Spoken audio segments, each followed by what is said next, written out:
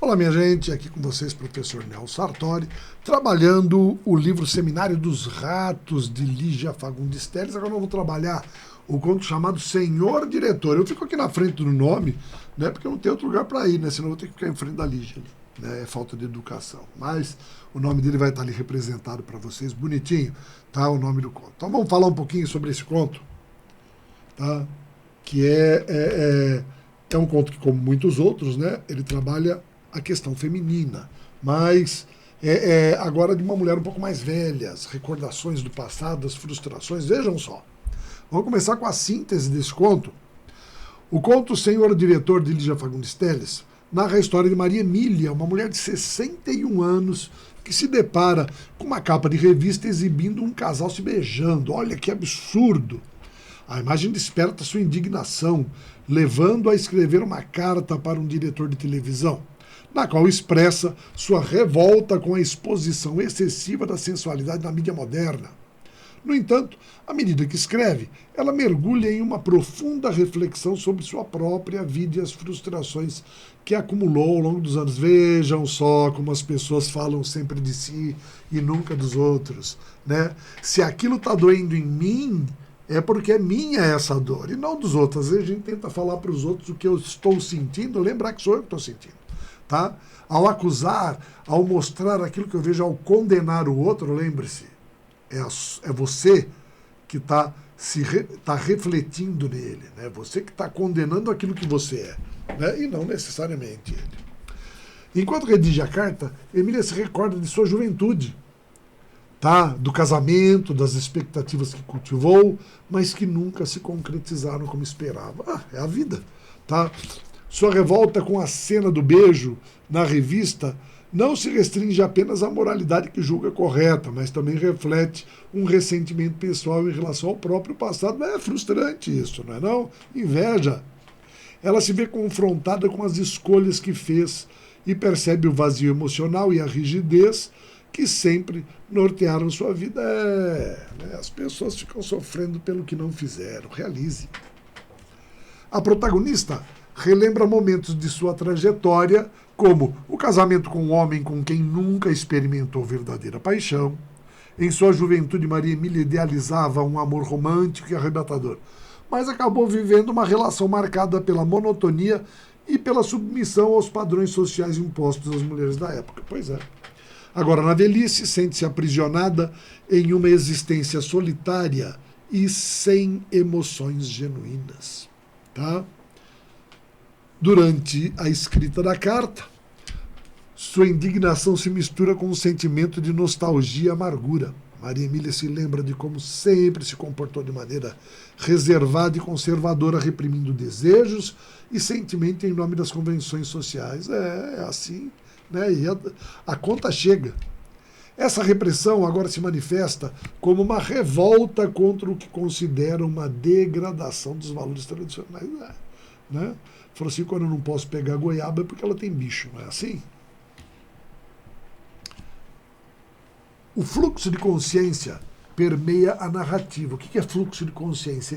Essa retomada constante, sabe, das ideias do passado, dos ressentimentos, dos pensamentos, o universo que está sendo trabalhado é o universo da memória, tá? Revelando a complexidade dos pensamentos da protagonista.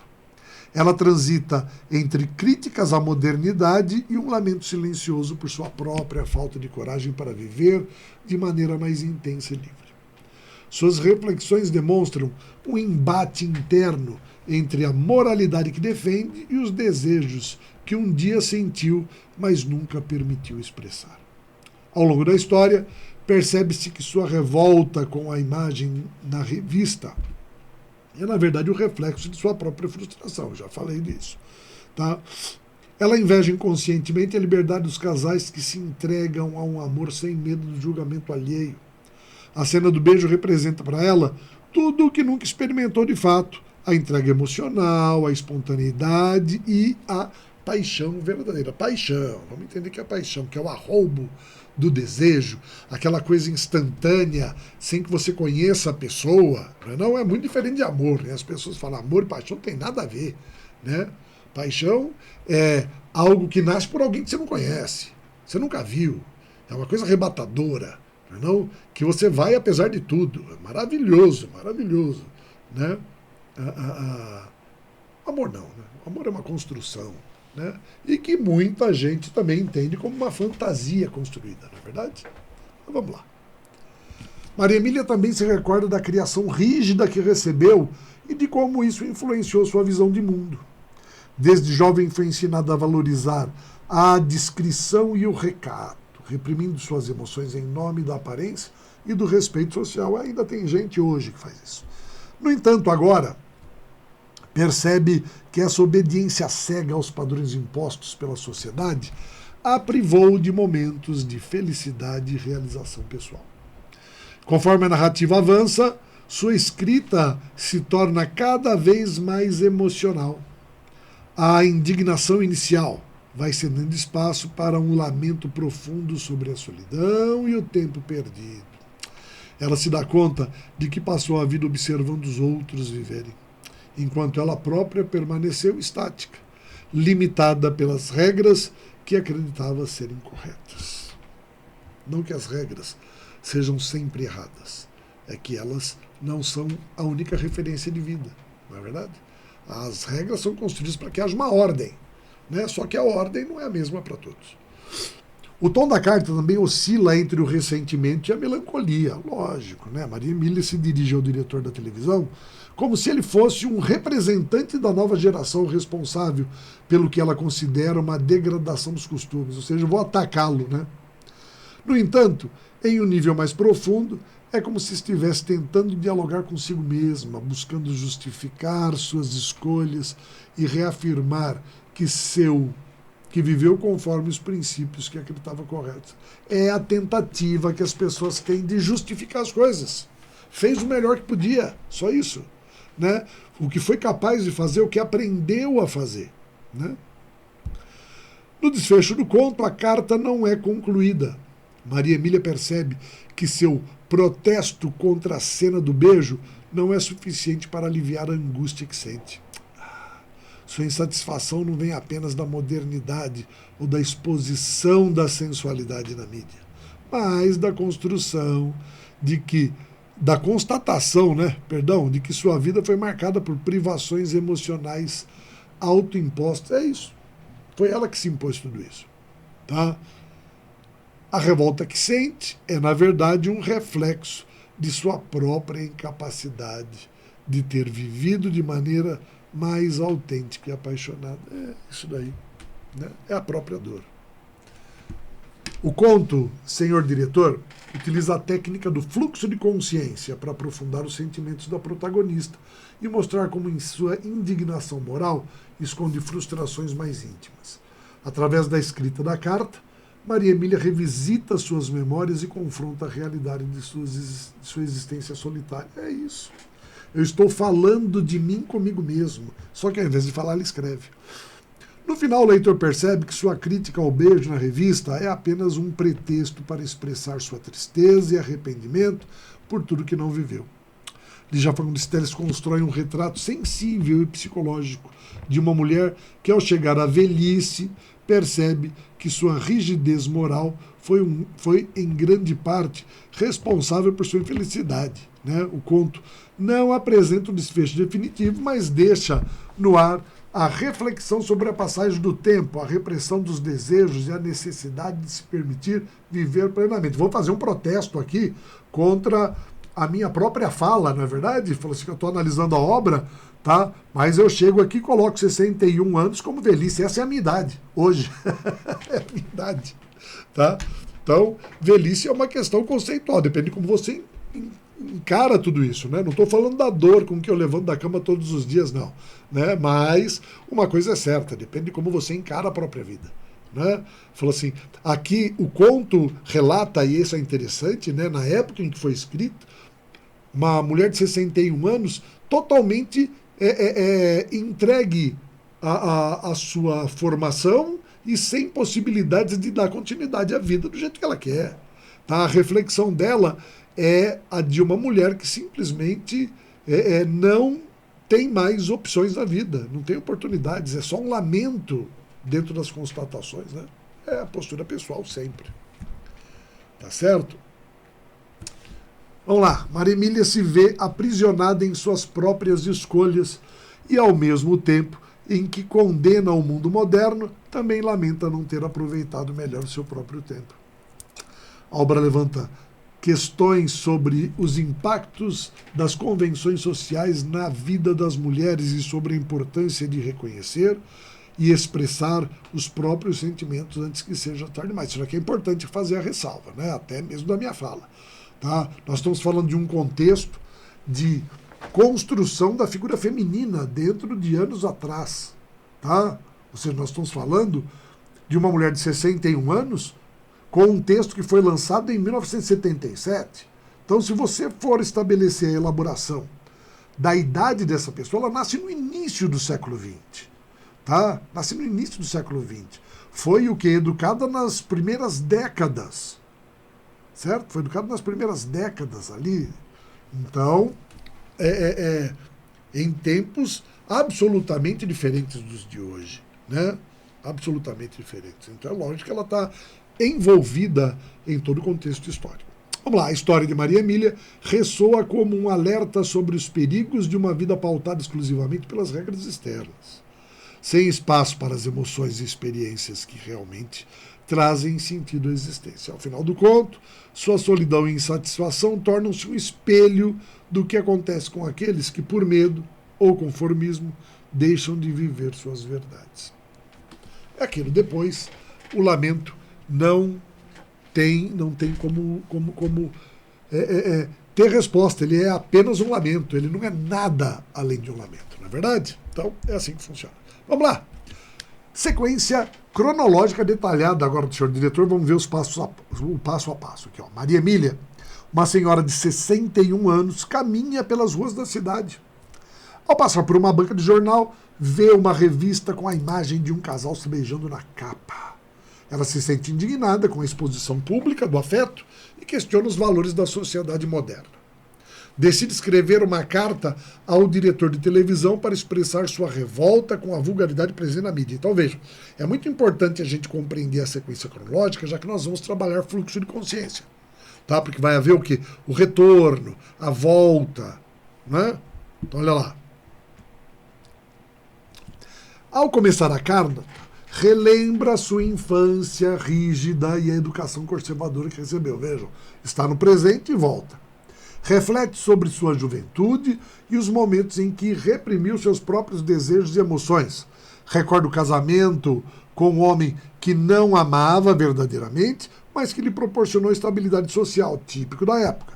Lembra-se da frieza e da distância que sempre existiu entre eles. Relembra um amor não concretizado, alguém que despertou sentimentos verdadeiros, mas que ela abandonou por medo de julgamentos. É a história dela que vai ser narrada, né? Suas memórias se misturam à escrita da carta, revelando sua frustração com a própria vida. Questiona se realmente acredita na moralidade que defendeu ou se apenas repete os ensinamentos da infância. Ah, olha só, essa repetição é importante. Relembra momentos de solidão, refletindo sobre a ausência de experiências mais autênticas. Você percebe como o tempo vai avançando, ela continua resgatando momentos do passado? É um fluxo, é um ciclo, por isso que é um fluxo de consciência. Quando eu avanço, eu retomo. Percebe que a cena do beijo na capa da revista simboliza algo que nunca viveu. Tá? A carta inicialmente agressiva começa a se transformar em um desabafo pessoal, já sempre foi um desabafo. Ela hesita em terminar a carta e refletir sobre sua real intenção ao escrever. Pensa na possibilidade de enviar a carta, mas sente que isso não mudaria sua realidade. Lógico que não. Questiona a importância da sua indignação e se ela realmente representa seus sentimentos ou apenas uma fachada social. Finalmente, Maria Emília desiste de enviar a carta e a rasga. Óbvio, né? Ao fazer isso, sente uma estranha sensação de alívio e libertação. A história termina com Maria Emília olhando novamente para a capa da revista e refletindo sobre o que perdeu na vida. É isso. Né? E agora sim, análise do conto. Então agora vamos ver a estrutura. O conto Senhor Diretor, de Lígia Fagundes Telles, é uma obra profundamente psicológica que aborda a solidão, frustração, nostalgia através da história de Maria Emília. Uma mulher de 61 anos que se vê confrontada com sua própria vida ao escrever uma carta de reclamação. Reclamação. Tá? O conto utiliza a técnica do fluxo de consciência para explorar a subjetividade da protagonista, revelando suas angústias e arrependimentos. Qual que é a estrutura narrativa da obra? Ela é narrada em primeira pessoa, tá? E permite uma imersão completa nos sentimentos da protagonista, já que é ela quem conta. Tá? A escolha pelo fluxo de consciência como estilo narrativo é essencial para a compreensão da história, pois permite que o leitor acompanhe a sucessão de ideias e sentimentos que permeiam a mente de Maria Emília. Essa estrutura faz com que a narrativa oscile entre o presente e o passado, misturando memórias e reflexões em um monólogo interno que revela a sua insatisfação com a própria vida. É óbvio. Quais são os temas principais? Primeiro, frustração e repressão. Tá? Maria Emília sente-se incomodada com a liberdade e a exposição afetiva dos casais mais jovens. Sua irritação com a imagem da revista na banca de jornal simboliza seu incômodo com a própria repressão emocional e sexual. Ela acredita nos valores tradicionais e sente-se deslocada no mundo moderno. Tá? Esse mundo onde as opressões de afeto são mais abertas. Solidão e isolamento. Vamos lá. A protagonista revela em suas reflexões uma vida marcada pela solidão, mesmo casada.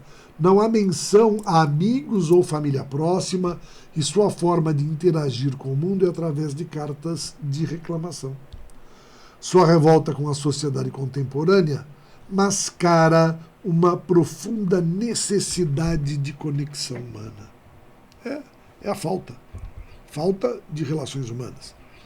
Nostalgia e arrependimento. Enquanto escreve, Maria Emília recorda momentos do passado e lamenta as escolhas que fez. Ela imagina como poderia ter sido sua vida se tivesse sido mais ousada e menos conformada com as expectativas sociais. De que adianta lamentar aquilo que fez e que não fez? O que fez foi feito, o que não fez passou. Você não pode fazer tudo. Sempre são escolhas. Tá?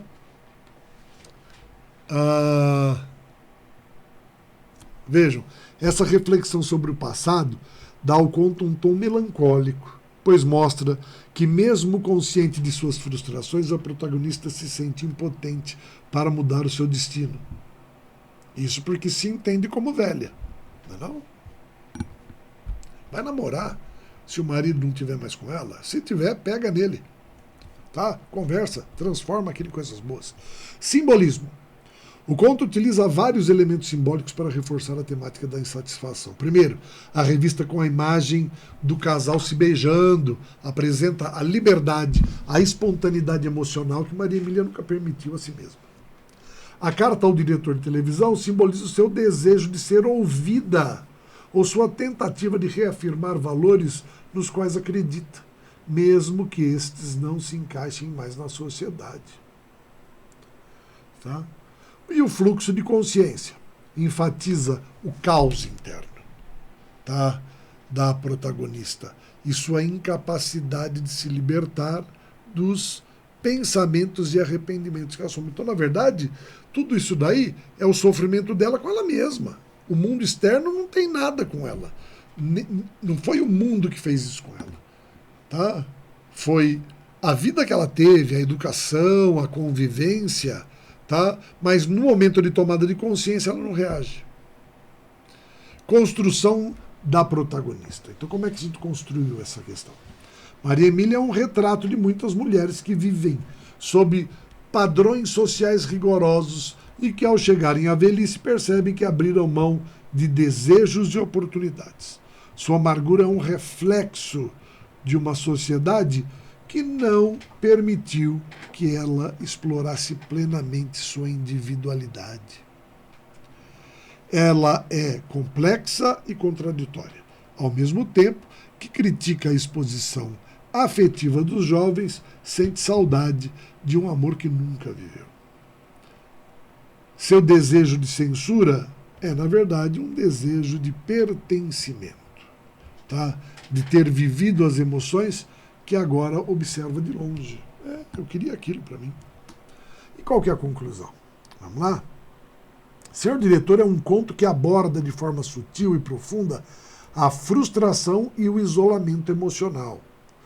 A técnica do fluxo de consciência permite que o leitor vivencie as angústias da protagonista de maneira intensa e realista. Vejam, nós vemos hoje uma realidade em que a velhice chega mais tardiamente.